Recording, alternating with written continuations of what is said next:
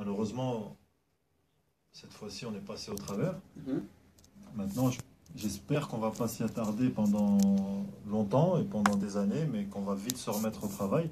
Parce que je le disais encore hier à un de vos confrères, la Coupe d'Afrique 2019, c'est demain, hein.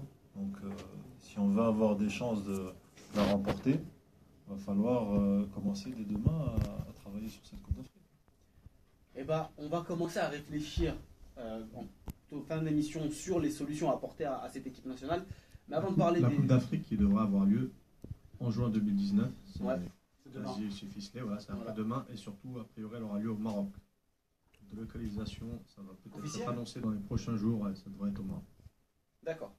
Donc avant de parler du futur de l'équipe nationale, on va parler un peu du passé et un peu du présent.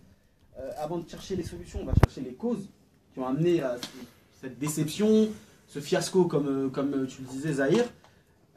Quelles sont les causes réelles de cette débâcle? Quand est-ce que la descente elle a commencé pour l'ON pour vous? Zahir. Pour moi, elle a commencé, on va dire, j'ai pas vraiment envie de le dire, mais avec le départ de Gourcuff. Mhm. Parce que même s'il y avait des manques, même s'il y avait des choses qui n'allaient pas, il avait quand même maintenu un certain flot. C'est-à-dire au niveau des résultats, on a été quart de finaliste de la CAN. Au niveau du style de jeu, c'était plutôt pas mal. On a eu des bons matchs, certes, contre des adversaires de moindre calibre. Mais c'est ces mêmes adversaires-là qu'on affronte et qu'on a du mal à battre aujourd'hui, pour ne pas dire on se fait un peu balader. Donc on se dit que finalement le ressort était peut-être effectivement cassé avec les journalistes, avec pas mal de choses en interne, etc. Mais que les résultats tenaient la route, qu'on avait quand même une équipe d'un certain niveau avec des manques, notamment à l'extérieur. On n'avait pas forcément réussi à faire de grosses prestations à l'extérieur, mais on a toujours limité les dégâts. On a fait 3-3 en Éthiopie, 2-2 en Tanzanie, et c'est des stades où d'autres équipes ont perdu. Je pense notamment au Nigeria qui a galéré, beaucoup de sélections. Et on a eu peut-être tendance à faire la fine bouche du fait de notre statut dont on a reparlé de 8e de finale de la Coupe du Monde. Et ça nous a un peu peut-être grisé. On s'est vu peut-être trop beau. On a commencé à se relâcher. Et puis il y a eu le départ de Gourcuff. Pour une raison qui le concerne, il ne fallait pas de toute façon le retenir parce qu'il avait envie de partir. Et puis parce qu'il nous a lâché en cours de route. Donc de base, si tu as un peu de fierté, tu le laisses partir. Et c'est là que les choix qui ont été faits ont été mauvais. Ça a enclenché une dynamique catastrophique. Moi, je sais qu'il y en a un, mais de sûr, hein, qui n'est pas d'accord avec toi, c'est Nazim. Parce que Nazim, pour lui, la débâcle, elle commence bien plus tôt. Oui, je confirme, je persiste, mon cher. Non, en fait, pour moi, les raisons de la débâcle, elles sont antérieures à Gourcuff. C'est évident, je veux dire, le départ de Wahid à la fin de la Coupe du Monde 2014 a été très mal géré par l'ancien bureau fédéral. C'est quelque chose que, je veux dire, ce qui est quand même connu.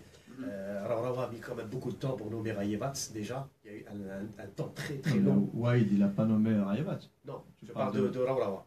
À l'époque, à la fédération, on a traîné pour nommer un sélectionneur. Ça a duré... Après Gourcuff. Ouais, mais c'est après Gourcuff. Après Gourcuff, pardon. Ouais, ouais. Non, je suis un peu... Et donc, on a traîné après Gourcuff pour nommer Rayevat. Ça, c'est déjà pour moi une grande perte de temps. On a essayé d'économiser à la FAF de l'argent. Ok, bon, voilà.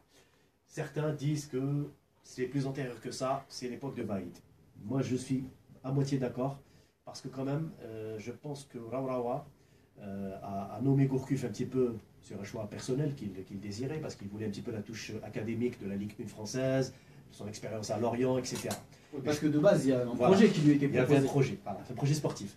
Et moi, à l'époque, j'avais dit, peut-être pas à la Gazette, que Gourcuff était un excellent DTN, peut-être. C'est quelqu'un qui a une vision futuriste, qui a un projet, qui doit bâtir de la base. Et on pouvait nommer un grand sélectionneur avec lui et le mettre à la DTN pour qu'il travaille en amont. Ça n'a pas été fait. On l'a mis tout de suite comme sélectionneur, avec une expérience quasi inexistante en Afrique. Donc, pour moi, il a surfé, et là où je suis contre ce que dit Zahir, il a surfé sur la vague un petit peu de l'euphorie de la Coupe du Monde 2014. Il a quand même hérité d'une équipe clé en main. Il a accompagné, on va dire, cette vague positive jusqu'à la CAN 2015.